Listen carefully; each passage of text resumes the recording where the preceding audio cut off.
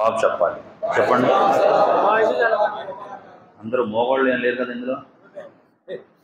సలాం చెప్తే సలాం చెప్పడం సున్నత్ అయితే జవాబు ఇవ్వడం వాజిబే, తప్పనిసరి. మాట మొదలెట్టే ముందు ప్రవక్త గారు అన్నారు సలాం చేసి మాట మొదలెట్టమన్నారు. సలాం హాయ్ కాదు, సలాం బాయ్ కాదు, సలాం నమస్తే కాదు, సలాం ఎక్ దువా హై. సలాం ఏంటండి? దువా. నేను బాగుండాలని మీరు కోరుకుంటున్నారు, మీరు బాగుండాలని నేను కోరుకోవడాన్ని సలాం అంటారు. ఈ సలాం యొక్క సాంప్రదాయం మనలో అంతమైపోతుంది. దూరం నుంచి మాయా బాబాయ్ ఏంటి ఎలా ఉన్నావు, ఇది పలకరింపు అనుకుంటున్నాం. దువాతో ప్రారంభించాలి. అస్సలాము అలైకుం వరహ్మతుల్లాహి వబరకాతుహు. అల్లా దయ వల్ల మీరు చల్లగా ఉండండి. వాలైకుం అస్సలాం, మీరు అల్లా దయ వల్ల చల్లగా ఉండండి. ఎవరి దయ ఉండాలి మన మీద? కాబట్టి ఇంటికి వెళ్ళేటప్పుడు ఎవరిని కనపడినా హదీసులో మహాప్రవక్త సల్లల్లాహు అలైహి వసల్లం గారు ఏమన్నారంటే ప్రళయానికి ముందు మనుషులు అంటే మనం విశ్వాసులు సలాం పరిచయం ఉంటేనే చేస్తారంటండి. ఆడు కనపడుతున్నాడు ముసల్మాన్లాగా, ఆడు సలాం చేయనండి. తెలిసినోడు ఉంటే వాడు సలాం చేస్తాడు.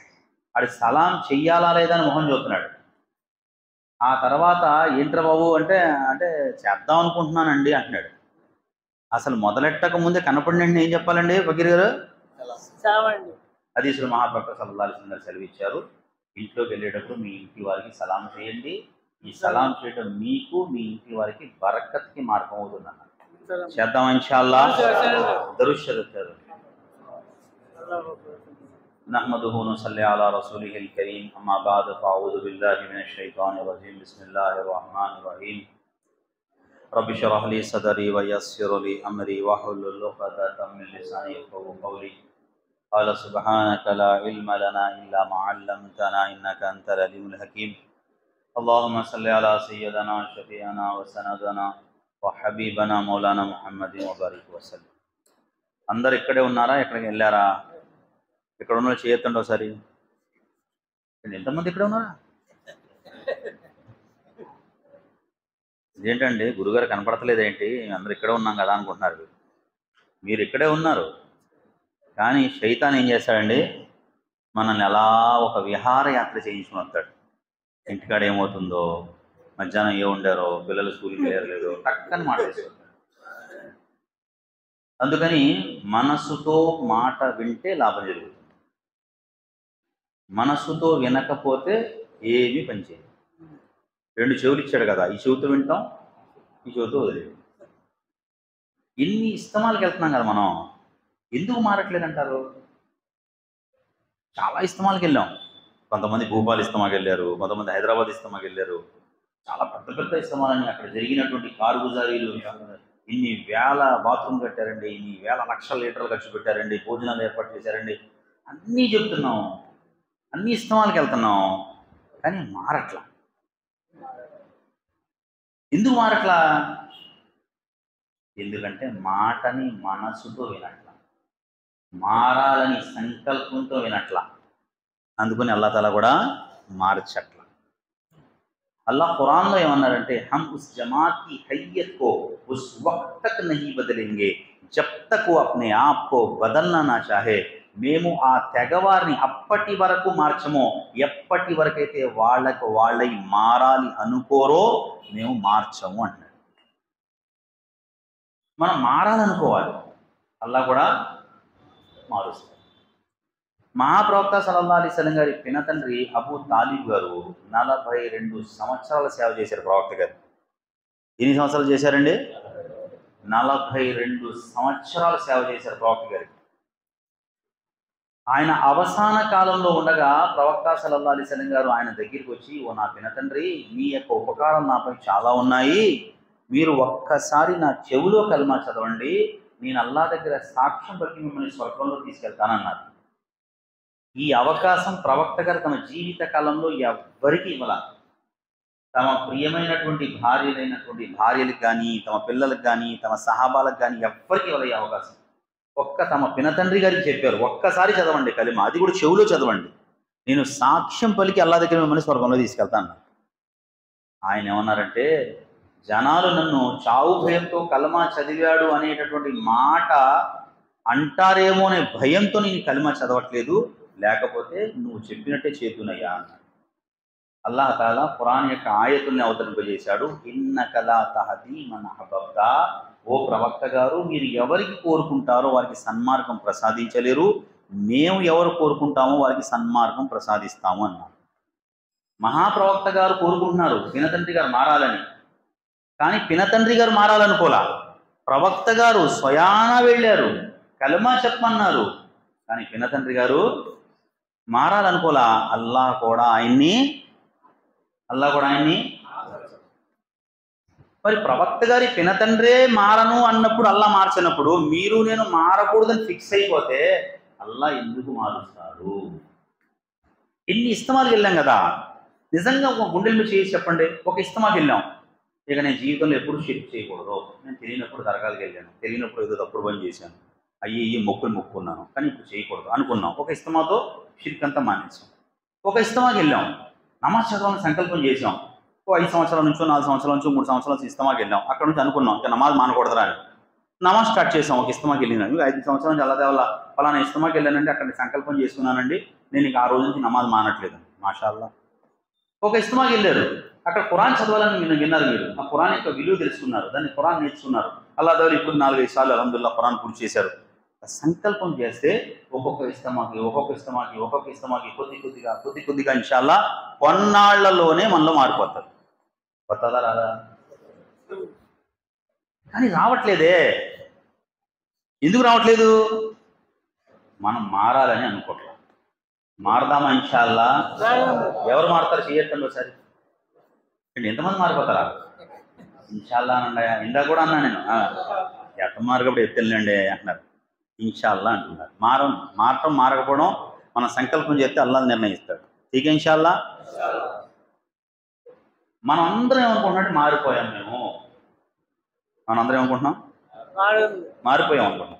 ఇది ఎలా మారిపోయారంటే, మేము జుమ్మా కూడా వచ్చేవాళ్ళం కదండి, అల్లాహ్ దేవల్ల జుమ్మా అసలు మాట్లాడలేదు నేను అంటే మారిపోయాం. ఒక ఆయన ఏమంటున్నాడంటే, రంజాన్ అసలు రోజాలంటే తెలియదు మనకే, ఈ 3-4 సంవత్సరాల నుంచి అసలు రోజాను కూడా మానట్లేదు, మసీదులు ఇఫ్తార్ దావతులన్నీ నాయే అంటే, రంజాన్ సంవత్సరం ఒకసారి వచ్చి మారిపోయాను అనుకుంటున్నాడు సాయి గారు. అల్లాహపై ఉపకారం చేశానేమో అనుకుంటున్నాడు.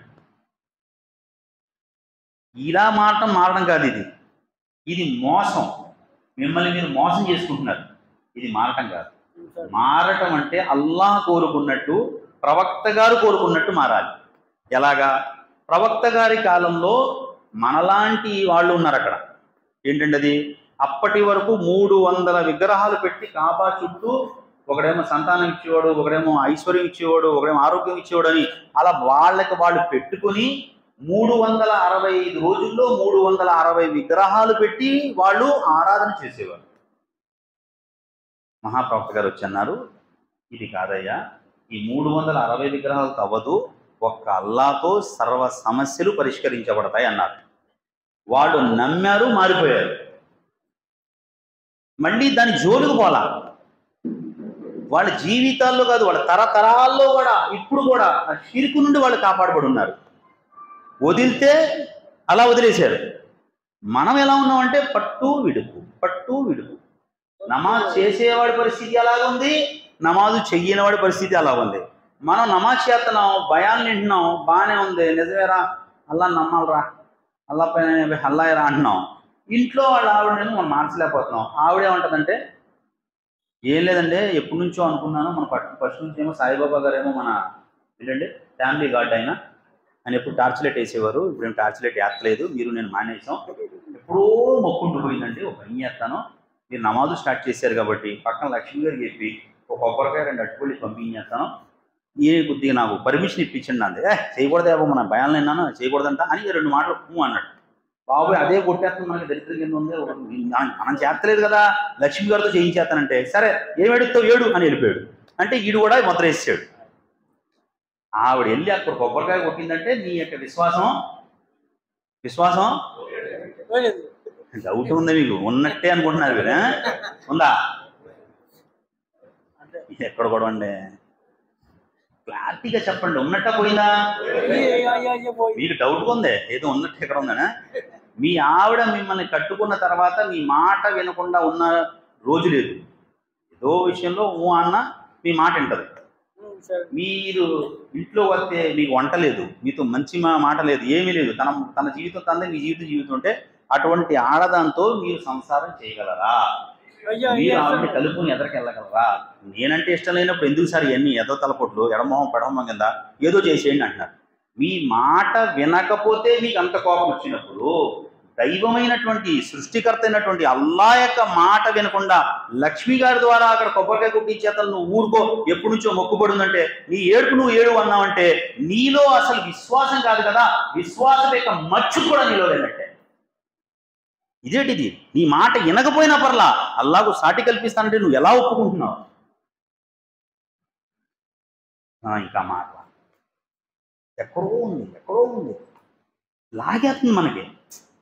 ఏంటో మనందరి ఆలోచన ఏంటంటే ఏదో ఒక రకంగా లాభం జరిగిపోవాలా, ఏదో రకంగా పని జరిగిపోవాలా, డబ్బు వచ్చి పడిపోవాలా, కష్టాలన్నీ తీరిపోవాలా, హ్యాపీగా ఉండాలా, ఇవన్నీ అనుకుంటున్నాం. కానీ అవట్లా. ఎందుకు అవుతాయా? అవ్వాలి అంటే దానికి సూత్రం ఉంది, దానికి ఫార్ములా ఉంది. ఆ ఫార్ములా ప్రకారం చేస్తేనే అవన్నీ అవుతాయి. ఆ ఫార్ములాని మనం ఫాలో అవ్వాలి. ప్రవక్త గారి శిష్యులు ఆ ఫార్ములాని ఫాలో అయ్యారు. మళ్ళీ దాని వైపు చూడలా. అంటే మనం ఒకటో రెండో, వాళ్ళు 360 అండి, 360 దేవుళ్ళని పూజించారు వాళ్ళు. కానీ అల్లాహ్ ముందు అవన్నీ వృధా అని అర్థమైంది, అన్నీ వదిలేశారు. వాళ్ళ మనస్సుల్లోంచి తీసేశారు, మనం ఇంట్లోంచి తీసాం, కానీ ఇంకా మనసులో అలాగే ఉంది. దానివల్ల మనం తెగించి చెప్పలేకపోతున్నాం ఇక్కడ. ఎందుకంటే మనం అందరం కూడా అల్లా యొక్క మాటని, అల్లా యొక్క గౌరవాన్ని, అల్లా యొక్క శక్తిని, అల్లా యొక్క సామర్థ్యాన్ని మనం ఇంకా అర్థం చేసుకోలే. అలా అర్థమైతే ఇవన్నీ ఉండవు. వాళ్ళు అలా అర్థం చేసుకున్నారు కాబట్టి ప్రాణాలు ఇచ్చేశారండి సహాబాలు. ఎవరిస్తారు చెప్పండి? మీరు నేను 100 మాటలు మాట్లాడతాం, మామూలుగానే కొద్దిగా ఉపవాసం ఉండాలంటే ప్రాణం మీదకి వచ్చేస్తుంది మనకు. అంటే మన గ్యాస్ట్రిక్ అండి, మసాలా కొట్టేస్తుంది గాలే, రోజా సంవత్సరానికి ఒకసారి రోజా ఉండడానికి ఇన్ని కండిషన్లు. వాళ్ళు ప్రాణం ఇచ్చేశారండి. గురించి ప్రాణం అర్పించడం అంటే ఇది సార్థకత, ఇది నా జీవితం యొక్క అదృష్టం ఇది అనుకున్నానండి.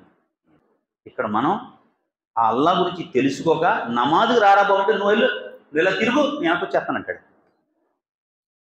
నమాజుకు రా, మసీద్ గుమ్మం నుంచి వెళ్ళిపోతున్నాడు, మసీద్ పక్కనే ఉంటున్నాడు, రావట్లా. ఎందుకు? లోపల అల్లా అంటే ప్రేమ లేదు. నోటితో చెప్తున్నాం కానీ లోపల ప్రేమ లేదు.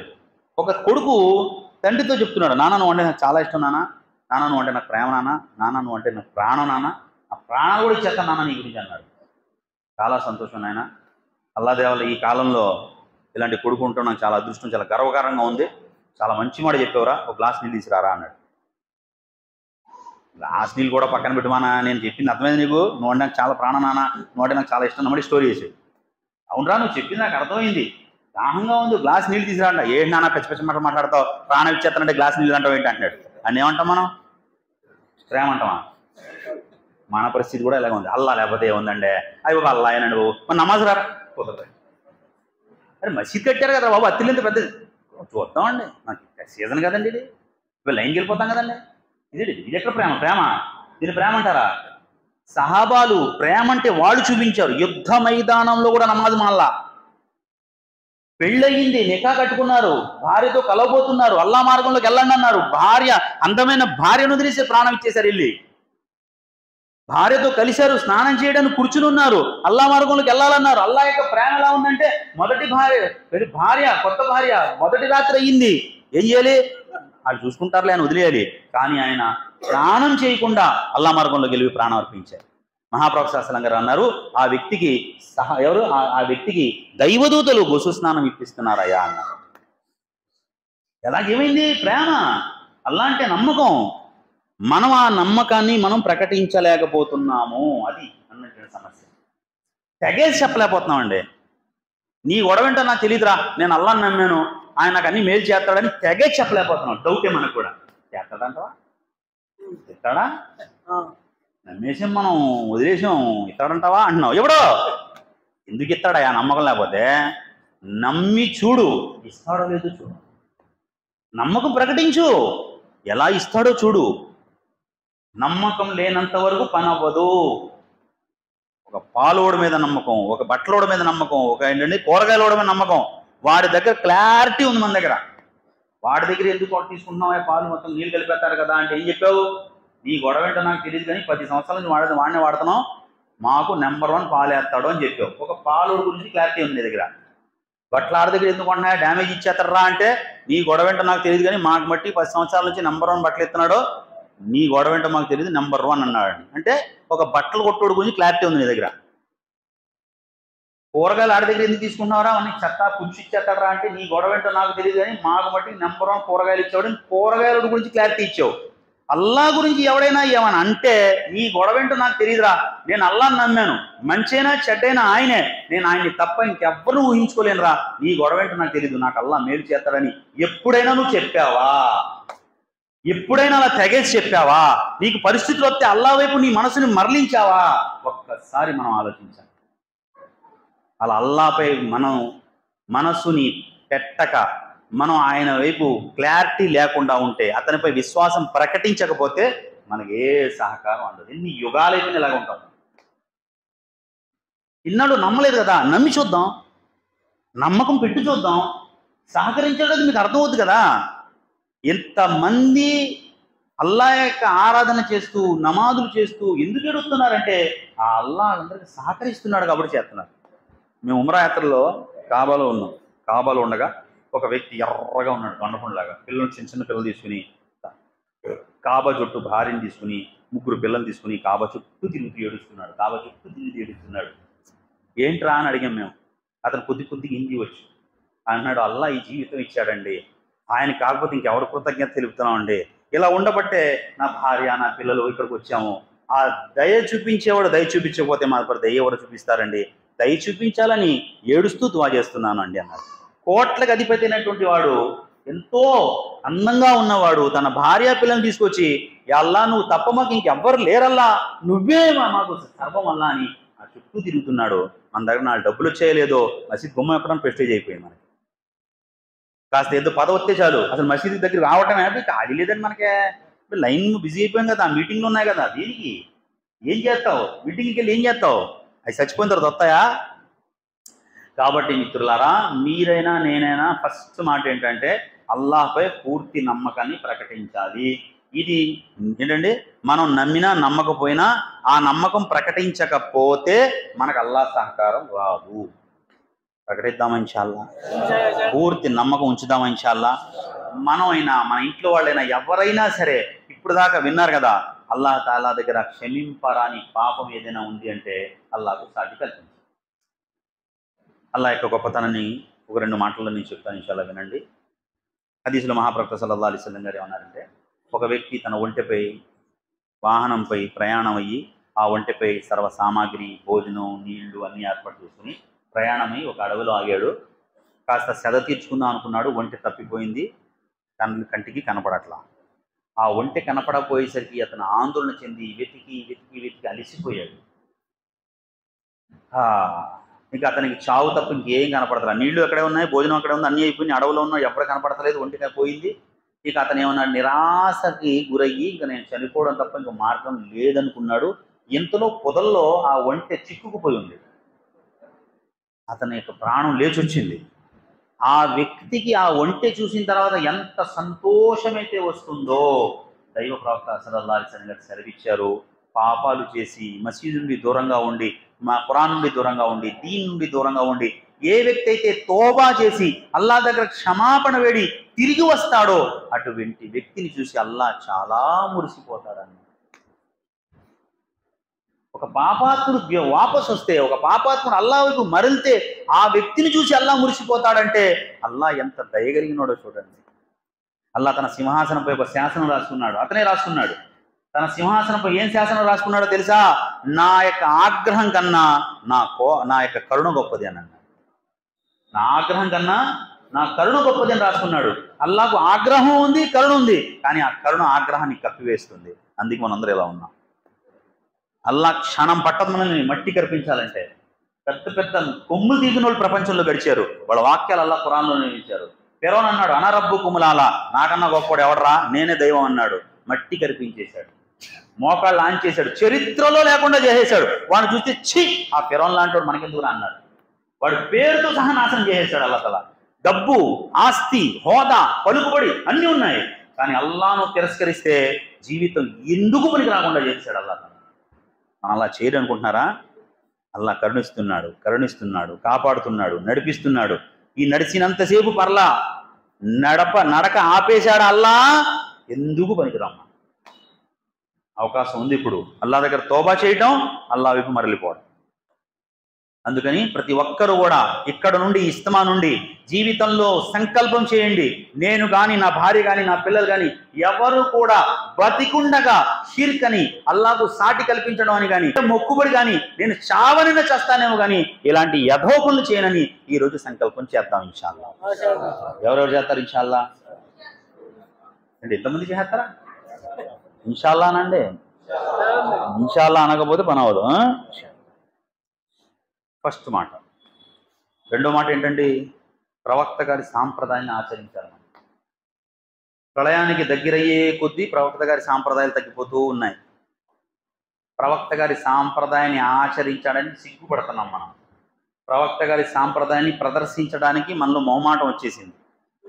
వేరే మతస్థులు చాలా హ్యాపీగా వాళ్ళ యొక్క ఆచారాల్ని, వాళ్ళ యొక్క ఏంటంటారు సాంప్రదాయాల్ని ఆచరిస్తున్నారు, చూపిస్తున్నారు.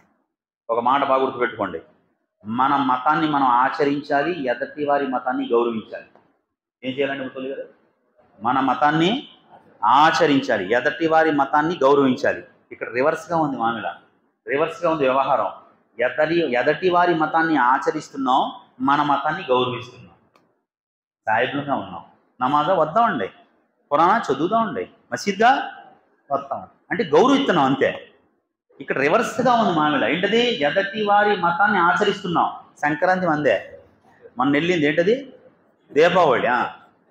దీపావళిలో పిల్లోడు ఏడుస్తున్నాడని చెప్పి 1000 రూపాయలు తీసుకెళ్ళి ఏంటంటే ఆ యొక్క దీపావళి సామాన్లు తీసుకొచ్చాడు. కవర్ వచ్చింది అంతే. ఆ దీపావళి మగిలిన తర్వాత ఏంటయ్యి ఏంటి కాకరపోవద్దు చెప్పేంటి, పర్లేదు అందరూ ఒకే బ్యాచ్ కదా, మరి చెప్పిన కానీ మీకు ఇలా తెలుసు అని అడుగుతారేమో అని చెప్పారు అంటారు వీళ్ళు. అవన్నీ మనకు కాల్చినాయే కదా. ఆ పిల్లలతో తాటాకి టపాయికాయలు, లక్ష్మీ బాంబులు. ఏంటయ్యా ఇది అంటే అన్ని పండగలు మనకు కావాలి. దీపావళి నీకు కావాలి, సంక్రాంతి నీకు కావాలి, ఇప్పుడు క్రిస్మస్ కూడా వస్తుంది మళ్ళీ, అది మనకే కావాలి. ఏంటది? ఎందుకంటే మనం ఎదటి వారి మతాన్ని ఆచరిస్తున్నాం, గౌరవించాలి. వాళ్ళ మతం వాళ్ళది, ఓకే నో ప్రాబ్లం, మనకెందుకు, గౌరవించాలి మన మతాన్ని.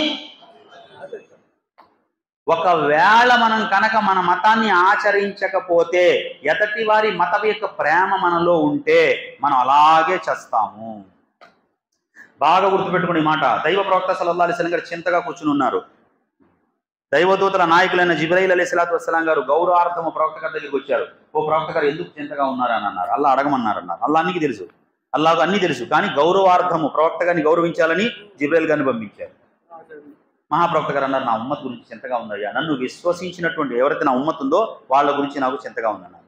జిబ్రాయిల్ గారు అన్నారు, విశ్వాసులా అవిశ్వాసులా, ఎవరి గురించి చింతగా ఉంది మీకు అన్నారు. లేదు విశ్వాసుల గురించి అన్నారు. అయితే నాతో రండి అన్నారు. బను సల్మా అనే తెగవారు ఖననమై ఉన్నారు, సమాధి ఉంది అక్కడ. ఆ శ్మశానానికి తీసుకెళ్లారు ప్రవక్త గారిని. ఎవరు? మీ బాబాయ్ గారా? ఎవరు చెప్పండి, ఎవరు? జిబ్రాయిల్ అలైహిస్సలాం, దైవదూతల నాయకులు ప్రవక్త గారిని తీసుకెళ్లారు శ్మశానానికి. మహాప్రవక్త సల్లల్లాహు అలైహి వసల్లం గారి కళ్ళ ముందు ఆయన ఏం చేశారు? ఆ యొక్క సమాధిపై కుం బిజినిల్లా అని తమ రెక్కను కొట్టారు. కబర్ తెరుచుకుపోయింది. అల్లా యొక్క ఆజ్ఞతో నిలబడని అన్నారు. అందులోంచి పున్నమి రాత్రి చంద్రుడు వెలే మెలమెలా మెరుస్తున్నట్టు ముఖంతో అష్హదు అల్లా ఇలాహ ఇల్లల్లాహు వ అష్హదు అన్న ముహమ్మదన్ అబ్దుహు వ రసూలు కల్మా చదువుతూ ఆ వ్యక్తి సమాధి నుంచి బయటకు వచ్చాడు. జిబ్రాయిల్ అలైహిస్సలాం అన్నారు, మళ్ళీ నీ ప్రదేశంలో వాపస్ వెళ్ళిపో అన్నారు. కబర్ మూసుకుపోయింది. ఇంకో సమాధిపై ఆ జిబ్రాయిల్ అలైహిస్సలాం గారు మళ్ళీ రెక్క కొట్టారు. కోహం బేసినిల్లా, అల్లా ఆజ్ఞతో నిలబడమన్నారు. కబర్ తెరుచుకుంది. అందులోంచి అందవికారమైన వాడు నల్లటి ముఖం వేసుకుని ముక్కుల్లోంచి నోట్లోంచి పొగలొస్తున్నాయి. హాయ్ అఫ్సోస్, హాయ్ షర్మిందగి, అయ్యయ్యో నా జీవితాన్ని సర్వనాశనం చేసుకున్నానే, చేతులారా నా జీవితాన్ని నాశనం చేసుకున్నానని చింతాటటువంటి మాటలతో అటు బయటకు వచ్చారు. జిబ్రాయిల్ అలైహిస్సలాం అన్నారు, మళ్ళీ నీ ప్రదేశంలో వాపస్ వెళ్ళిపోనన్నారు. అతను వాపస్ వెళ్ళిపోయారు. మహాప్రవక్త సల్లల్లాహు అలైహి వసల్లం గారితో జిబ్రాయిల్ అలైహిస్సలాతు వస్సలాం గారు అన్నారు, ప్రవక్త గారు బాగా వినండి, మీ ఉమ్మతి ఎలా జీవితం గడుపుతుందో అలాగే చస్తుంది. ఎలా చస్తారో రేపు ప్రళయ దినాన్ని అలాగే లేపబడతారు. మీరు సాయిబులుగా బతికితే సాయిబులుగా చేస్తారు, సాయిబులుగా చేస్తే రేపు సాయిబుల్లో లేపబడతారు. మీరు ఇతర మతాల ప్రకారం జీవితం గడిపితే ఇతర మతాల ప్రకారం చేస్తారు, ఇతర మత ప్రకారం మీరు చేస్తే రేపు ఇతర మతాల ప్రకారమే లేపబడతారు. మీరు జీవితం అంతా మీకు ఇష్టం వచ్చినట్టు గడిపేసి లాస్ట్ గురువు గారిని తీసుకొచ్చి జనాదా నమాజ్ చదివించేసి లాస్ట్ తీసుకొచ్చి సూర్య ఫాతిహా చదివేసి ఖురాన్ అంతా చదివేస్తే మిమ్మల్ని స్వర్గంలో వెయ్యరు. మీరైనా నేనైనా ఇస్లాం ప్రకారం జీవితం గడిపితే ఇస్లాం ప్రకారం చావు వస్తుంది, ఇస్లాం ప్రకారం చస్తే ఏం చేస్తారా? ఇస్లాం ప్రకారం లేపబడతాము. మరి మీరు నేను సాయిబులుగా పుట్టి పొద్దున్నైతే క్రిస్మస్ మందే, సంక్రాంతి మందే, దీపావళి మందే, అన్ని వినాయక చవితి మందే, అన్నీ మనం చేసేస్తే రేపు మనం చచ్చేటప్పుడు ఇస్లాం ప్రకారం ముస్లింలుగా చావు వస్తుందా? మనం సాయిబుల్ లెక్కల్లో ఉంటామా? మీరు ఓటర్ లిస్టు ఉండొచ్చు, రేషన్ కార్డులో ఉండొచ్చు, ఆధార్ కార్డులో ఊర్లో పెద్ద సాయిబారు అని తెలవచ్చు, కానీ అల్లా యొక్క లిస్టులో మనం ముస్లింలుగా పరిగణించబడము. ఇది చాలా భయపడాల్సిన విషయం. గురువు గారు ఒక చిన్న ఆచరణకి ఇది వెంటనే చేయలేకపోతున్నాం మనం, ఇది లేకపోతే బాగుండు, కొద్ది టైం ఇస్తే బాగుండు అనే మాట అంటే అల్లాకు నచ్చలా. అతని శవాన్ని అల్లా శ్మశానం నుంచి మార్చేశాడు. ఆ అమ్మాయి ఇస్లాం మంచిది, ఇస్లాంలో ఆచరణ మంచిది అని ఇస్లాంని ప్రేమించింది. ఆవిడ ఆ స్త్రీ యొక్క శవాన్ని అల్లా ముస్లింల ఖబరస్థానంలో మార్చాడు. మనం ఎలాగ చేస్తామో మనకెలా చావు వస్తుందో ఒక్కసారి ఆలోచించాలి. అల్లా మనందరినీ రక్షించుగాక, అల్లా మనందరినీ క్షమించుగాక. ఎన్నాళ్ళు మనం తెలుసో ఏదో తప్పు చేశాం, ఇక నుండి ఇన్షాల్లా ప్రేమిస్తే ఇస్లాంని ప్రేమించాలి, ఆచరిస్తే ఇస్లాం ప్రకారం ఆచరించాలి. ఇక్కడ మహాప్రవక్త సల్లల్లాహు అలైహి వసల్లం అన్నారు, రదీతు బిల్లాహి రబ్బం వబిల్ ఇస్లామి దీనా వబి ముహమ్మదిన్ సల్లల్లాహు అలైహి వసల్లం రసూలా. నా దైవాన్ని అల్లాగా, నా మతాన్ని ఇస్లాంగా, ముహమ్మద్ సల్లల్లాహు అలైహి వసల్లం గారిని నా ప్రవక్తగా నేను అంగీకరించి ఇష్టపడిపోయాను అని తృప్తి పడనంత వరకు మనకు మోక్షం లేదు. మన దైవం ఎవరండి? మన మతం దౌడుగా ఉంచండి మనకి అంటున్నారు. ఎవరండి?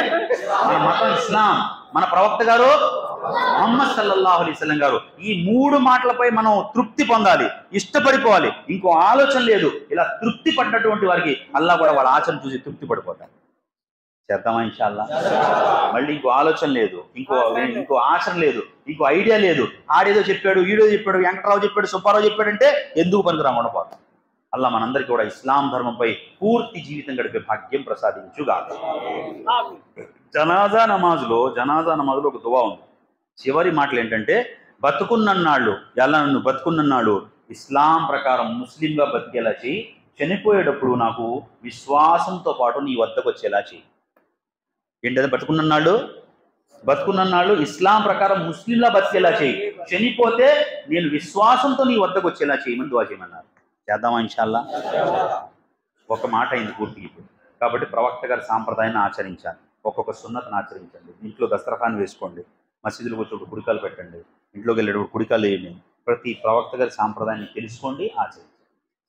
ఈ ఆచరించడం వల్ల మన జీవితాల్లో బరకత్ అనేది, అల్లా యొక్క దయ అనేది, అల్లా యొక్క కరుణ అనేది మనకు లభిస్తుంది. ఆచరణ వదిలేసి ఎవరు అంటాడు ముసలోడు అయిపోయాడు గడ్డపై తీసారా, ఆ జుబ్బాయట్రా పెచ్చోళ్ళలాగా అనుకొని అందరూ ఇష్టపడరు కదా. హీరోని అందరూ ఇష్టపడరు, కొంతమంది వ్యతిరేకత ఆడేమాటికి అంటే ఒకడికి ఇష్టపడుతుంది. అలా ఒకడు మనం ఫేవరెట్లు అయిపోతాం, ఒకరికి ఫ్యాన్ అయిపోతాం, ఆడి అన్ని చేస్తుంటాం. మనం ప్రవక్త గారి ఫ్యాన్లు అవ్వాలి. మనం స్టైల్ ఆఫ్ రసూలుల్లాహ్ సల్లల్లాహు అలైహి వసల్లం, ఆ స్టైల్లో మన జీవితం గడపాలి.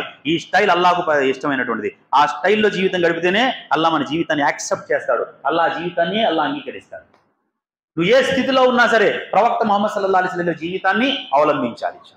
చేద్దాం ఇన్షాల్లా. దాని తర్వాత రెండో మాట నమాజ్ విషయంలో చాలా బద్దకిస్తున్నాం. ఎన్ని యుగాల నుండి నమాజ్ గురించి వింటున్నాం, కానీ నమాజ్ని ఇప్పుడు దాకా మన జీవితంలో స్థాపించలేకపోయాం. హదీసు పుస్తకాల్లో మత గురువులు ఏం రాశారంటే, ప్రతి ఆజ్ఞ అల్లా తాలా, ప్రతి ఆజ్ఞ ఇస్లాం ధర్మానికి సంబంధించిన ప్రతి ఆజ్ఞ అల్లా భూమిపై అవతరింపజేశాడు.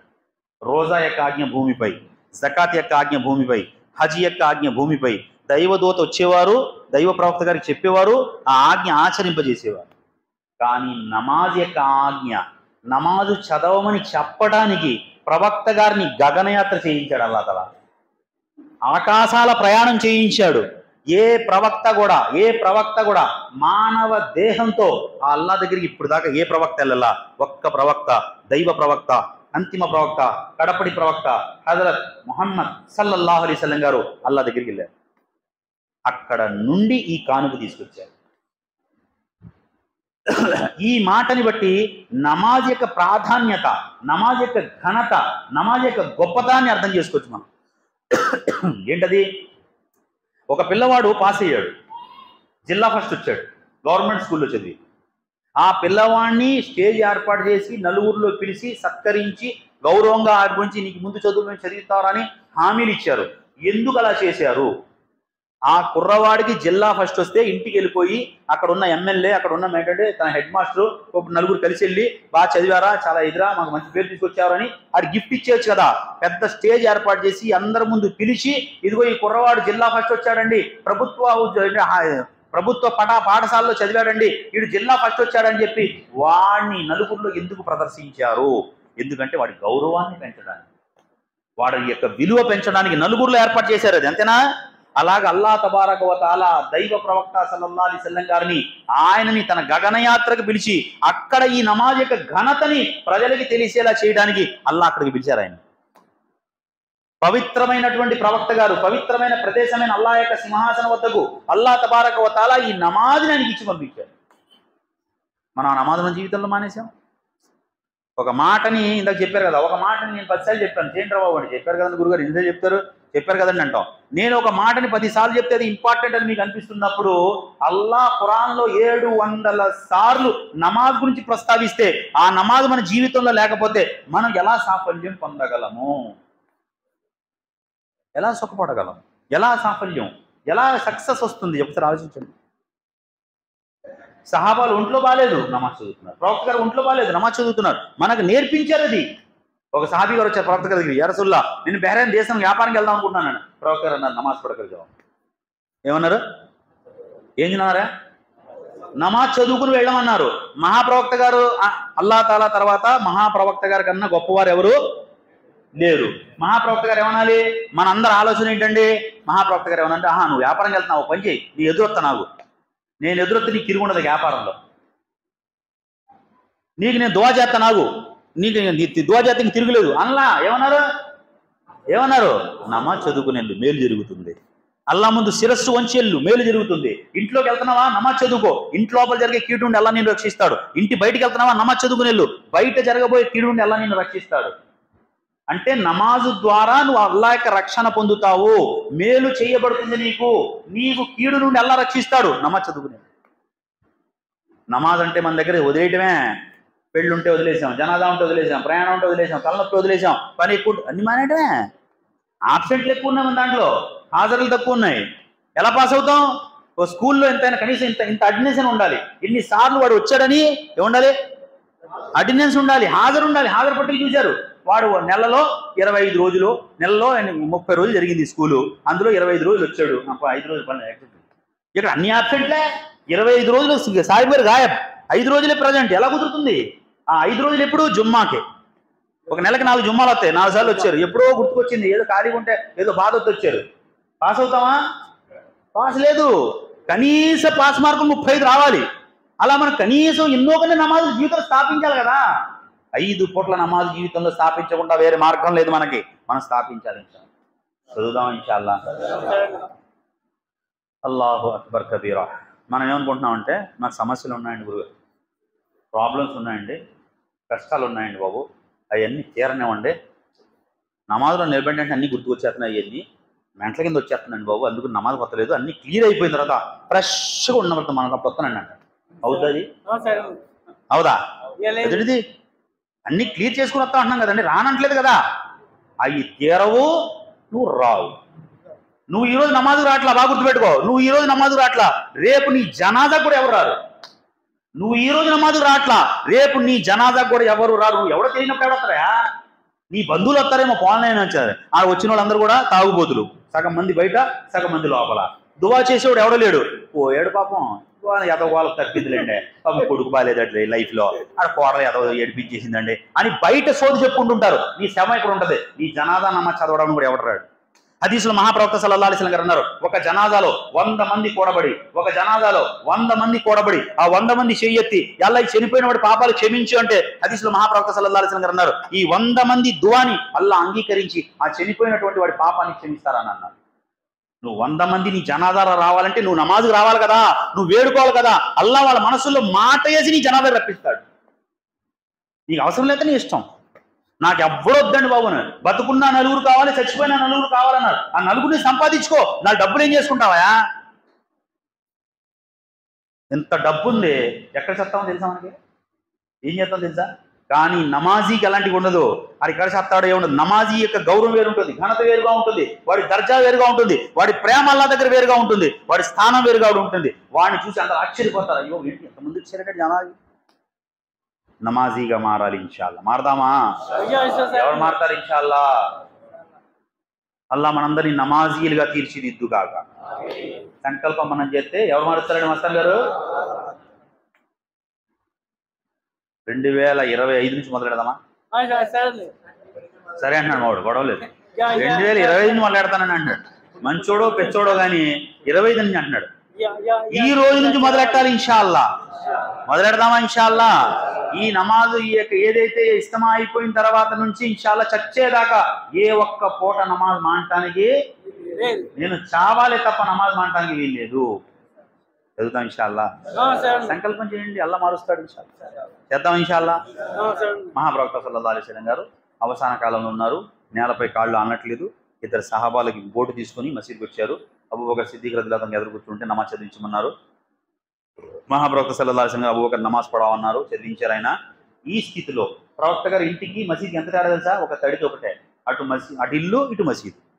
ఆయన దువా చేయాలి, అల్లా నేను దీని పని చేసి అరిసిపోయానల్లా, నేను ఇంట్లో నమాజ్ చేసుకుంటాను, రాలేకపోతాను అనొచ్చుగా. కానీ ప్రళయం దాకా వచ్చేటటువంటి మనలాంటి విశ్వాసులకి ఈ మాట నేర్పించారు ప్రవక్త గారు. ఈ స్థితిలో ఉన్నా సరే నమాజ్ మానటానికి చదువుదాం ఇన్షాల్లా. దాంతోపాటు ఇన్షాల్లా విద్య నేర్చుకోవాలి. అల్లా యొక్క ఆధ్యాత్మిక విద్య, ధార్మిక విద్య నేర్చుకోవాలి. బేస్ పునాది. ఆ పునాది మన దగ్గర లేదు. సూర్య ఫాతిహాలో తప్పులు, ఇన్నాతేనాలో తప్పులు, పులవల్లా అంత మనం తెలుగు బ్యాచ్ కదా. తెలుగులో ఏమో ఒత్తులు పొల్లులు అన్ని తేడా ఉంటాయి. ఒక మాట ఇది అంటుంటే ఒక మాట అది అంటుంటాం. ఒక జమాతులోకి వచ్చాడు, ఆడికినేమో సూర్య ఫాతిహా నేర్పిస్తున్నాం. ఇయ్యాక నాబుదు ఇయ్యాక నస్తాయి. ఈ యొక్క మాటని చెప్పలేక యాక నాబుదు వాక నస్తాయిని అంటున్నాడు. యాక నాబుదు వాక నస్తాయిని అంటున్నాడు. ఏం చెప్తున్నాడు వాడికి అర్థం కావట్లా. మనం ఎప్పుడు సరి చేసుకుంటాం? ఒక చిన్న తప్పు మనలో ప్రపంచపరంగా వస్తే దాన్ని సరి చేసుకో. ఎవడైనా అంటాడు, ఎదుట మనం చెప్పే కదా, మళ్ళీ అదే తప్పు ఏంటి, చెయ్యి, సరి చేసుకో. మనం చెప్పాం కదా, మీ ఆవిడతల ఉండొద్దు, అలా ఉంటే సంవత్సరాలు కలవరా, సరి చేసుకుంటే సర్లేండి, నా లోపల సరి చేసుకుంటాం. సరి చేసుకున్నాం, వ్యాపారం జరగట్లేదండి, అలా మొత్తం కొట్టంతా మూసేసిందిరా, అలా చేస్తే సరోదరా, దాన్ని సరి చేసుకున్నాం. నీ నమాజులో సూరాన్ని నువ్వు సరి చెయ్యకపోతే, ఆ నమాజులు అంగీకరించబడకపోతే నీ దువాలు ఎలా అంగీకరించబడతాయి? నమాజ్ని నేర్చుకున్నారు ప్రవక్త గారు. నమాజ్ నేను ఎలా చదువుతున్నా అలా చదవమన్నారు ప్రవక్త గారు. నమాజ్ని నిష్ఠాపూర్వకంగా చదవాలి. 2 రకాతులు నమాజ్ చదివితే మన దువాలు అంగీకరించబడాలి. అలాంటి నమాజ్ మనం నేర్చుకోవాలి. సహాబాలు ఏమంటున్నారు, ప్రవక్త గారి యొక్క నమాజు ఆయన ప్రవక్త గారు నమాజ్ చదువుతున్నారు, మేము ఆయన వెనకాల నిలబడ్డాం. ప్రవక్త గారు ప్రశాంతంగా నమాజ్ చదువుతున్నారు. సూర్య బక్రా చదివేశారు. సరేలే, సూర్య బక్రా అయిపోయిన తర్వాత రుకు చేస్తారేమనుకున్నారు. అవే లేదు, సూర్య ఆల్ ఇమ్రాన్ మొదలెట్టేశారు. అది అయిపోయింది చేస్తారన్నారు. ఇంకా ప్రవక్త గారు ఆపట్లా చదువుతూనే ఉన్నారు. మాకు ధైర్యం సరిపలా, మేము ముగించుకుని వచ్చేసామన్నారు. అంటే అంత పొడగాటిగా, అంత ప్రశాంతంగా అల్లా తాలాతో బంధం కలపడానికి నమాజ్ అంత నిష్టగా చదవాలి. 2 రకాతులు అల్లాహు అక్బర్, దునియా పీచే, అల్లా ఆగే. ఎప్పుడైతే అల్లా అన్నామో ప్రపంచం అంతా వెనక్కిపోవాలి. అల్లాహు అక్బర్ రకాత్ కట్టాం, అల్లా నా ముందు ఉన్నాడు, అల్లా నన్ను చూస్తున్నాడు అనే ధ్యానంతో చదవమన్నారు. అల్లా క్షమించుగాక, అల్లా క్షమించుగాక ఇలా అంటున్నాం మనం. అల్లాహు అక్బర్ అంటున్నాం అంతే. మొత్తం ఎదరికొచ్చేస్తున్నాడు, టక్ సీన్గాడు వచ్చేస్తున్నాడు, మత్తన్గాడు వచ్చి అందరూ వచ్చేస్తున్నారు. అమ్మ మత్తన్గాడు అతను డబ్బులు ఇస్తున్నాడు కదా, నమాజ్ వచ్చేస్తాను. గురుగారేమో యాసీన్ చదివేస్తున్నాడు. అమ్మ బాబు ఈయన యాసీన్ చేసి వెళ్ళిపోతాడు ఎలాగా? నమాజులు అన్నీ వచ్చేస్తే ఇంక అల్లా ఎప్పుడు గుర్తుకొస్తాడా? ఇలాంటి నమాజులు తీసుకెళ్తే అల్లా దగ్గర ఎలా మోక్షం పొందుతాం మనం? అందుకని నమాజ్ నేర్చుకోవాలి. సనా ఎప్పుడు చదవాలి, సూర్య ఫాతిహా ఎప్పుడు చదవాలి, దాంతోపాటు వేరే సూర ఎప్పుడు చదవాలి, అత్యాది ఎప్పుడు చదవాలి, దరూద్ ఇబ్రాహీం ఎప్పుడు చదవాలి, దుఆ మాసూర ఎప్పుడు చదవాలి, సలాం ఎలా చెయ్యాలి. నిన్న ఒక మసీద్కి వెళ్ళాను నేను. అక్కడ గురుగారు వచ్చాను. గురుగారు వీళ్ళు మాతో ముసలీలు పోరాడుతున్నారండి, దేని గురించి ఆయన నమాజులు వాళ్ళు వచ్చి కంగారు వజూ చేసుకొచ్చి పక్క నుంచి లడక్కని సర్దార్కి వెళ్ళిపోతున్నారండి. నమాజులో ఎంటర్ కాకుండానే నమాజ్ చదివేసాం అనుకుంటున్నారండి. ఆ విషయం చెప్తే నీకేం తెలుసా, మేము ముందు వచ్చేసాం, మేము ఫస్ట్ నుంచి చదివేస్తాం అంటున్నారండి. ఆ నమాజులో అవట్లేదు, చెప్పండి బాబు అన్న. నమాజులో ఎంటర్ అవ్వటం ఇప్పుడు, నమాజు నుంచి బయటకు వస్తాం ఇప్పుడు. ప్రతిదానికి ఎంటర్ ఉంటుంది కదా, వస్తాం వెళ్తాం ఉంటుందా ఉండదా, ఎగ్జిట్ ఉంటుందా ఉండదా, ఉంటుందా ఉండదా ఉండదా? సగమే చెప్తున్నారేంటి, మిగతా వాళ్ళు పడుకుంటున్నారా బాబు? లోపల ఎంట్రన్స్ ఒకటి, ఎంట్రీ ఒకటి, ఎగ్జిట్ ఒకటి, రెండు ఉంటాయా? అలాగే నమాజులో ఎంటర్ ఏంటంటే అల్లాహు అక్బర్ అని రకాత్ కట్టడం నమాజులో ఎంటర్ అయినట్టు. అస్సలాము అలైకుం వరహమతుల్లాహ్ అని మొహం తిప్పితే సలాం చెప్తే ఏంటంటే ఎగ్జిట్, నమాజ్ నుంచి బయటకు వచ్చేసినట్టు. నువ్వు వచ్చే వజూ చేసుకుని అక్కడ జమాత్ రుకులో ఉంది గురుగారు, నువ్వు వచ్చి అల్లాహు అక్బర్ రకాత్ కట్టి ఒక్కసారైనా సుబ్హానల్లా అన్నంత వ్యవధి, 3 సార్లు సుబ్హానల్లా అన్నంత వ్యవధి ఉండి అప్పుడు రుకులోకి వెళ్ళావు. అలా రుకులోకి వెళ్ళే ముందు ఆయన లెగిసిపోతే ఆ రకాత్ లేనట్టే, మళ్ళీ రకాత్ నువ్వు చదవాలి. ఎప్పుడు తెలుసుకుంటాం, ఎప్పుడు ఆచరిస్తాం? వచ్చి రాగానే అల్లాహు అక్బర్ అన్నాను, సుబ్హానల్లా లేదు, ఏమీ లేదు, అలా డైరెక్ట్ రుకులోకి వెళ్ళిపోయావు, డైరెక్ట్ సజ్దాలోకి వెళ్ళిపోయావు. ఆ రకాత్ నీకు దొరకలేదు, దాన్ని నువ్వు సరి చేసుకో. చేద్దామా ఇన్షాల్లా? అది నేర్చుకోవాలి. హదీస్లో మహాప్రభు సల్లల్లాహు అలైహి వసల్లం గారు ఏమన్నారంటే, ఎవరైతే మీలో ఉత్తముడు ఎవరంటే ఖురాన్ని నేర్చుకుని ఇతరులకు నేర్పించేవాడు. ఖురాన్ నేర్చుకుని ఇతరులకు నేర్పించేవాడు మీలో ఉత్తముడు అని అన్నారు. కాబట్టి మనం ఖురాన్ నేర్చుకోవాలి, మన భార్యకి మన పిల్లలకి కూడా నేర్పించాలి. అందుకని ఇంట్లో ఇన్షాల్లా ఏం చేయాలంటే తాలీం చేయాలి. అదే అజాన్ ఇచ్చేస్తారు, ఇన్షాల్లా 2 నిమిషాలు ఆగండి. అజాన్ అయిన తర్వాత ఇన్షాల్లా మాట కొనసాగుతుంది, దాంతో దుఆ చేసుకున్నాను. ఇదిరా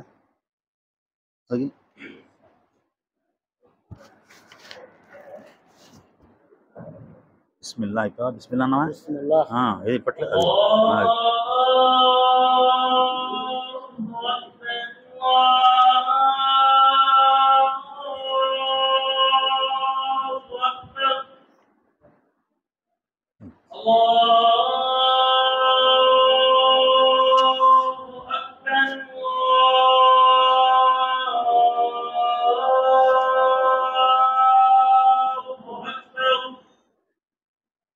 అల్లాహు అక్బర్.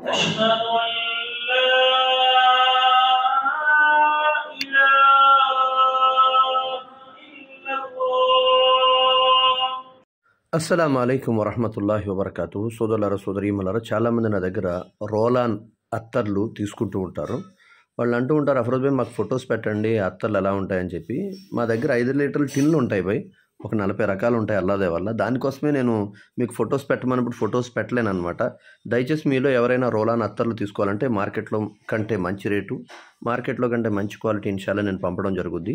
స్క్రీన్ మీద ఇచ్చిన వాట్సాప్ నెంబర్కి కాంటాక్ట్ చేయండి. జజాకుముల్లాహు ఖైరా. మన ఛానల్లో వీడియోస్ చూసే మీ అందరికీ నా యొక్క ఒక రిక్వెస్ట్ ఏమిటి అంటే, తప్పకుండా మన వీడియోస్ని లైక్ చేయండి. మీరు లైక్ చేయటం వల్ల ఏమవుతుంది అంటే యూట్యూబ్ మన వీడియోస్ని ఇంకా ఎక్కువ ప్రజలకు చూపిస్తుంది అనమాట. తర్వాత మీకు ఇంకా నచ్చిందనుకోండి, కాస్త కామెంట్ చేయండి, మాషా అల్లా, సుబ్హానల్లా, జజాకుముల్లా అని చెప్పి. ఇంకా నచ్చిందనుకోండి, తప్పకుండా మన ఛానల్ని సబ్స్క్రైబ్ చేసుకోండి, వీడియోస్ షేర్ చేయండి. జజాకుముల్లా.